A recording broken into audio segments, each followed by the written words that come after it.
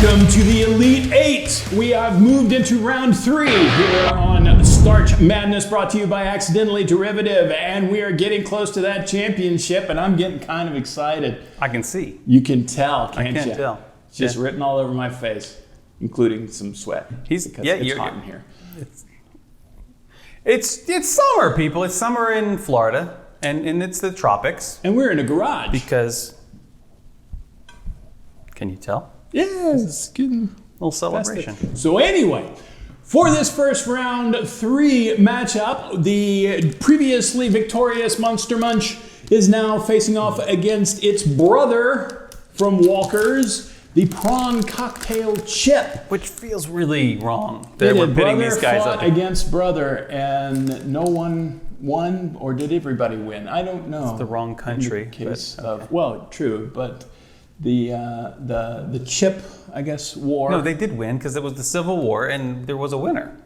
Well, yes, I know, but I mean the brothers themselves, like did. Oh, I don't know. Yeah, I thought one died, didn't they? Well, maybe they both. Because it disappeared from the picture. Well, they're at least. Oh, that's right. Yeah. One more blue and one more green. That thing. You're welcome. Yeah. Remember that? That was. Is that American Adventure or is that? It still is. It still is. Okay. I couldn't remember if it was that or Hall of Presidents. So, anyway, we have Prawn Cocktails fighting the Monster Munch. It's going to happen, and here we go. So what are we starting with? Well. Do you want to start with the cocktail? Prawn cocktail? Yeah, let's start with Prawn Cocktail. Now these are a bit more of the your sort of typical. What the British would call a crisp. Right. Both products of the UK. This is a crisp. This is a British. This is 100% great British potatoes. None of those stinky British potatoes. 100% great British potatoes. I'm glad it's not like 95% great and then like 5% is terrible. Yeah, that would make the marketing tougher. That would be. Yeah. Chuck. Thank you, Chuck. There you go. Thank you, bud. Thank you. Pay you later. Aha. All right. So, nice chip there.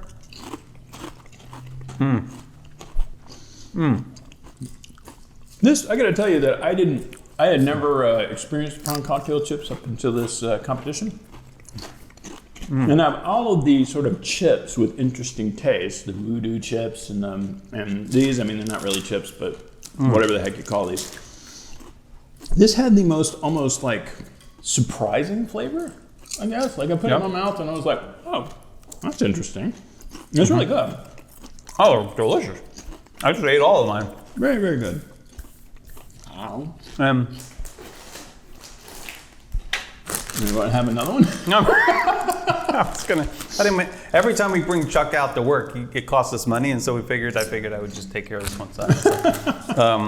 So this is a company that's been doing business since 1948. Well, it says since 1948, we've been delighting the nation every day with our delicious, great tasting crisps. So it could be that prior to 1948, they weren't very good. So they weren't delighting. Yeah, so they were established in 1932, and it took them a little while it took some time. to get it to well, where all the rest of them were. Never mind. I'm not going to bring up that history. Looking for the prawn flavored potato crisp, potatoes, vegetable oil, rapeseed, in varying proportions. That's weird. Prawn cocktail seasoning, dried onion, dried yeast, dried tomato powder, color, paprika extract, sweetener, using sucralose. Oh, so there's sucralose in here. So it's good for you too. Clearly. Interesting. Dried yeast, that's interesting. Well, they keep the calories down with the sucralose, right? Do they? I don't know. Anyway, it's suitable for vegetarians and it's delicious. And I think that's important to note because they are prawn cocktails, but it's suitable for vegetarians. Right, so it's artificial prawn. Any prawn in there is a... No prawns were harmed. Mock prawn. No prawns, no shellfish was harmed in the creation of that product. Okay, now. And this, the prawn cocktail, that's the only thing in the competition. Why don't you take a few more of those for you, just in case you need to compare it? Good and then that way we don't have to have Chuck run again. But it's a tight budget, people. It's a tight budget. The snacks don't come cheap. The prawn is the only thing that's And got a muppet. we have to pay Chuck in snacks too. So thank you very much. Thanks, Chuck. Pepper the king prawn. See.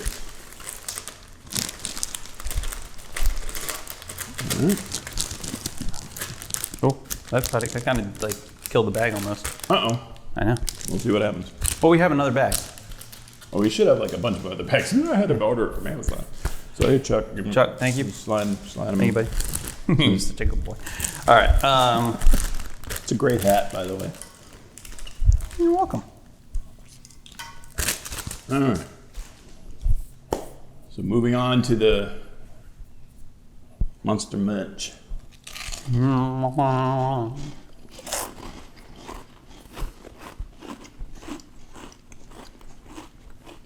Now, as a reminder, these are the pickled onion Monster Munch. Mm-hmm. You can also get roast beef and flaming hot, some other things. I think I'll have to try the flaming hot. Okay. Gosh, Okay. this is so hard. Yeah, this one is a tough one here.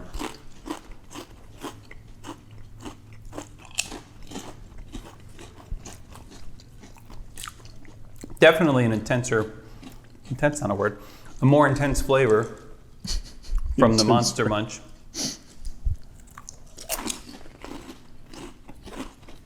Yeah, definitely.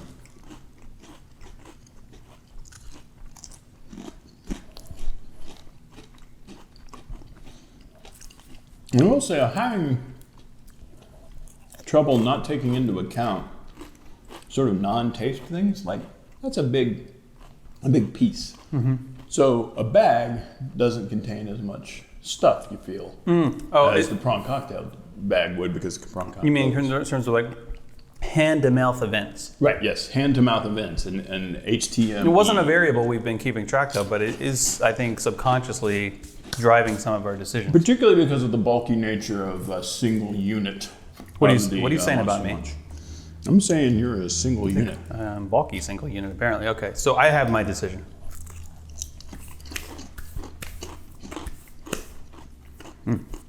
Yeah, I think I have mine too. That's probably not. That's probably not appropriate. So what do you think, sir? Even though I have to clear the debris from my teeth, it's got to be prawn cocktail. I have to agree. These are just really good, man. They're just so good, and they kind of have this. It's like this salt and vinegar-ish, a little bit of the flavor to it, thing, but that's what I was trying to. but not so intense that it tears your mouth up, like leaves your doesn't make your tongue feel all like nasty. Right. Not that It doesn't give you a case of the nasty tongue. Not that there's anything wrong with that. But I guess we should finish. So that's it then. Walker's Prawn Cocktails takes the Battle of the Walkers match in this, and we'll move on to the Final Four when that gets started here. This will move on to the Final Four. Yes. Is that what you're saying? It advances to the Final Four. It advances to the Final Four. If you could create a chart for me to follow, that would be helpful. I think we can come up with that, yeah. Thank you very much. So there you have it. Prawn Cocktail takes the winner over the Monster Munch.